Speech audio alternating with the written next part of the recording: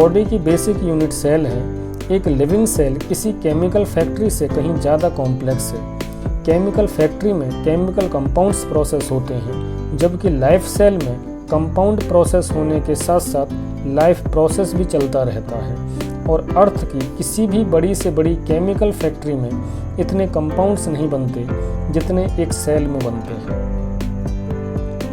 Cell एक बहुत complex machine है जिसमें कंपाउंड्स और मॉलिक्यूल्स भरे पड़े हैं जो बने हैं एटम्स से।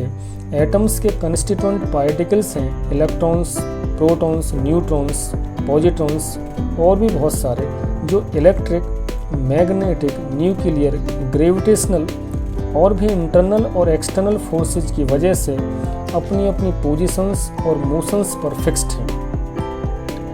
डिटेल्स जानने के लिए साइंस स्टडी कर सकते हैं, पर फोर्सेज के आगे क्या है, फोर्सेज किससे बने हैं, कुछ कहा नहीं जा सकता।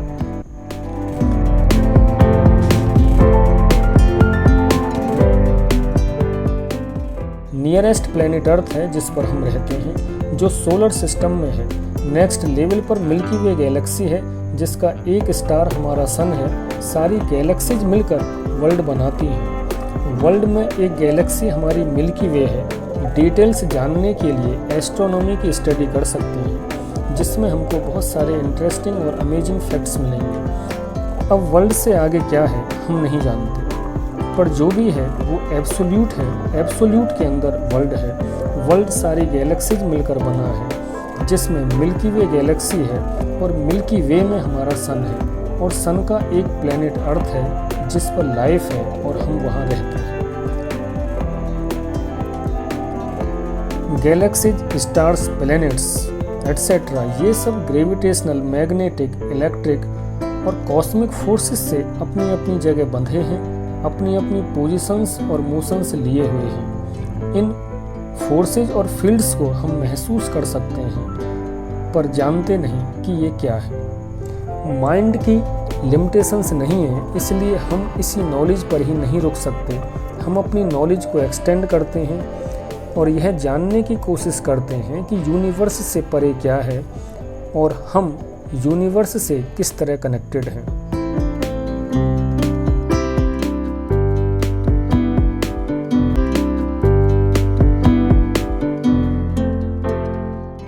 सब atomic particles, electrons, proton, neutrons matter के स्मॉलर पार्टिकल्स हैं, ऐसा विज्ञान कहता है। अब यहाँ से कुछ क्वेश्चंस अराइज होते हैं। क्या ये सब एटॉमिक पार्टिकल्स डिविजिबल हैं या इनडिविजिबल? क्या इनको फर्दर ब्रेक डाउन कर सकते हैं? क्या ग्रेविटी, न्यूक्लियर, मैग्नेटिक फोर्सेज भी पार्टिकल्स के टाइप ही हैं? क्या फोर्सेज के भी पार्ट्स हो सकते हैं? क्या फोर्सेज भी छोटी छोटी चीज़ों से ही मिलकर बने होंगे? यह चेन कहाँ तक है? बड़ी चीज़ें छोटी चीज़ों से मिलकर बनी हैं और छोटी चीज़ें उससे भी और छोटी चीज़ों से।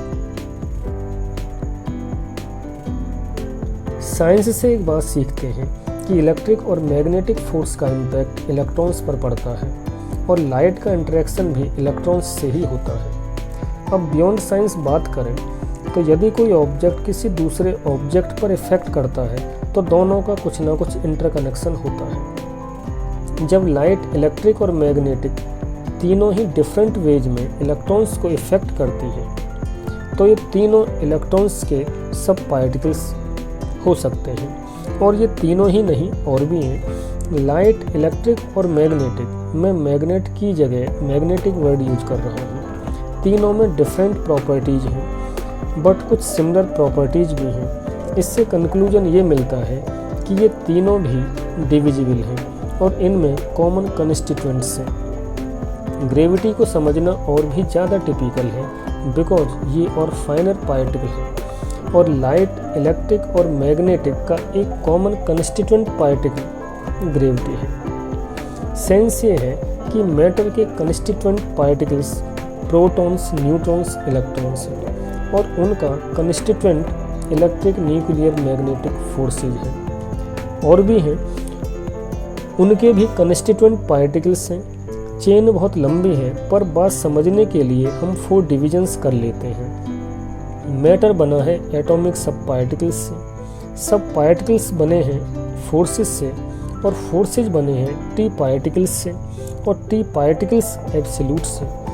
एब्सोल्यूट फाइनेस्ट मैटर है जो सर्वत्र एक समान फैला हुआ है।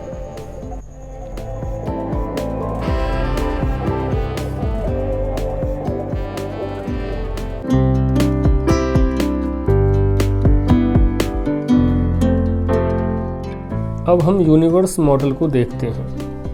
हम रहते हैं अर्थ पर, और ह्यूमन बॉडी या किसी और लिविंग बॉडी का मटेरियल एक ही है, बिकॉज बॉडी बनाने के लिए जिस मटेरियल का यूज हुआ है वो मोस्टली अर्थ से है और कुछ परसेंटेज सन और अदर प्लैनेट्स से है।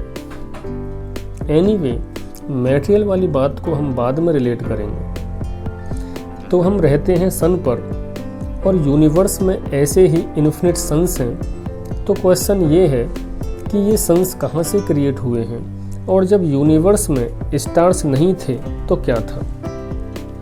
यदि यूनिवर्स से सारे सन्स हटा लिए जाएं तो क्या बचेगा। सारे सन्स एलिमिनेट होने पर बचेगा फोर्सेज, ग्रेविटेशनल, इंटरनल और एक्सटर्नल, इलेक्ट्रिक, मैग्नेटिक और न्यूक्लियर फोर्सेज बचेंगे। फ्यूचर में और भी न्यू फोर्सेज और न्यू एनर्जी टाइप्स डिस्कवर्ड होंगे। तो स्टार्स को हटाने पर इन स्टार्स को बैलेंस्ड करने वाले फोर्सेज बचेंगे। यूनिवर्स विदाउट स्टार्स को हम कहेंगे S space, space of forces. यह वो स्टेज है जब यूनिवर्स डेवलप हो रहा था बट स्टार्स डेवलप नहीं हुए थे।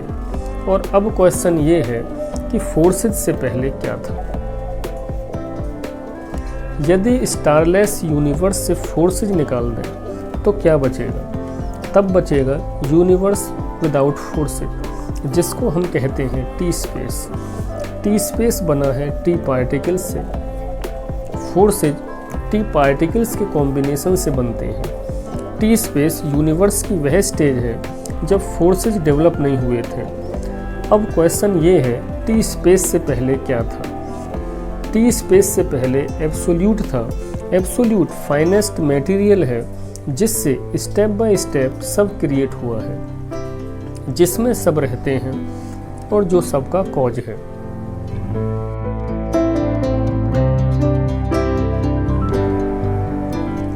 अब स्पेस के सफर पर चलते हैं। अर्थ सरफेस से ऊपर चलें,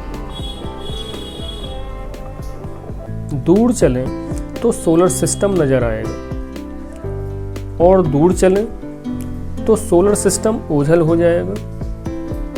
मिल्की वे दिखाई देगी, और दूर चलो तो स्टार्स दिखाई देना बंद हो जाएंगे। अब जो नजर आएगा वो एस स्पेस है, और दूर चलो गैलेक्सीज भी दिखाई देना बंद हो जाएंगे।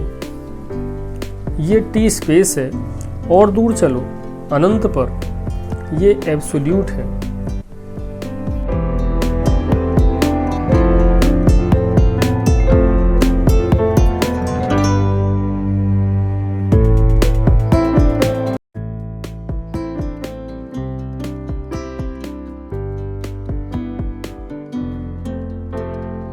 ह्यूमन बॉडी एटम्स और मॉलिक्यूल्स जैसे अर्थली पार्टिकल्स से बनी है और मैकेनिक्स के लॉज फॉलो करती है।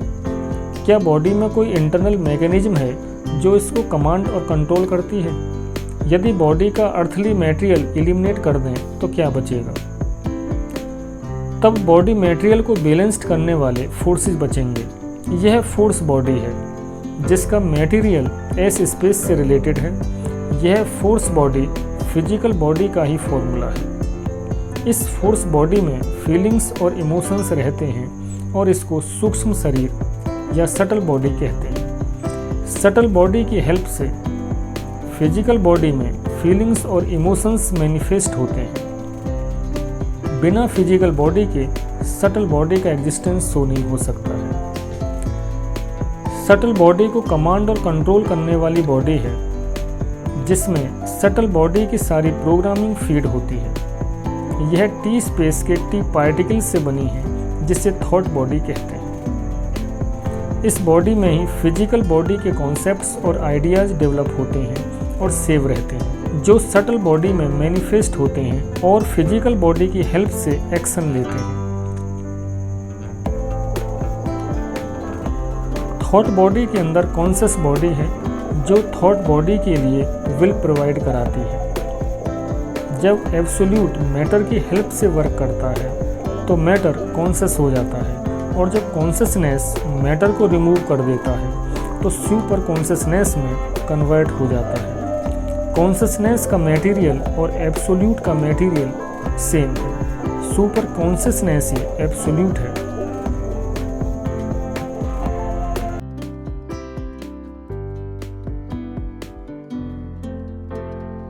डिटेल में न जाते हुए स्वयं समझने की कोशिश करें तो फिजिकल लिविंग बॉडी और सोलर सिस्टम का मटेरियल सेम है। दोनों जगह लॉज भी सेम हैं और फिजिकल लिविंग बॉडी और सोलर सिस्टम म्यूचुअली कनेक्टेड है।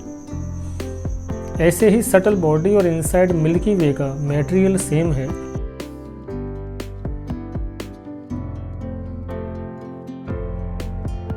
थॉट बॉडी और इनसाइड वर्ल्ड म्यूचुअली कनेक्टेड हैं। वर्ल्ड से मीनिंग है सभी गैलेक्सीज। कॉन्शियसनेस और एब्सोल्यूट एक ही हैं। लिविंग बॉडी की 4 लेयर्स और यूनिवर्स की 4 लेयर्स में कॉरस्पॉन्डिंगली एक ही लॉज फॉलो होते हैं और आपस में कनेक्टेड हैं। विल और इंटेलिजेंस कॉन्शियसनेस के ही सिनोनिम्स हैं।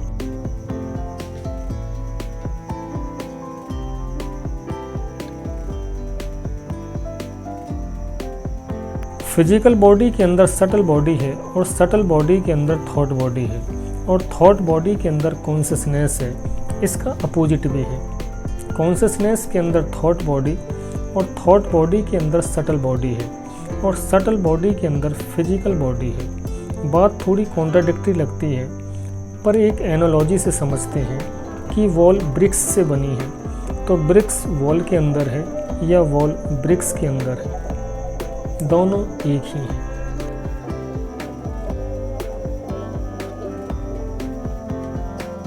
ह्यूमन बॉडी यूनिवर्स का रिफ्लेक्शन है।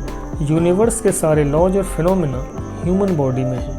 ह्यूमन बॉडी एक छोटा यूनिवर्स है जो अपने यूनिवर्स की ही कॉपी है। चाहे साइंस मैटर की स्टडी करे या माइंड अपनी बॉडी की, फैक्ट्स एक ही मिलेंगे। डिफरेंस ये है कि साइंस नॉलेज दूसरों के लिए है और अपने से ज़्यादा मतलब नहीं होता। साइंस बॉडी को एडप्ट करना सिखाती है बट इंटेलेक्चुअल वे नॉलेज देता है जिसका मोस्टली अपने से ही मतलब होता है और वह एडप्ट करना नहीं सिखाता, अपने को इवॉल्व करना सिखाता है और एडप्टेशन मैटर को करना होता है।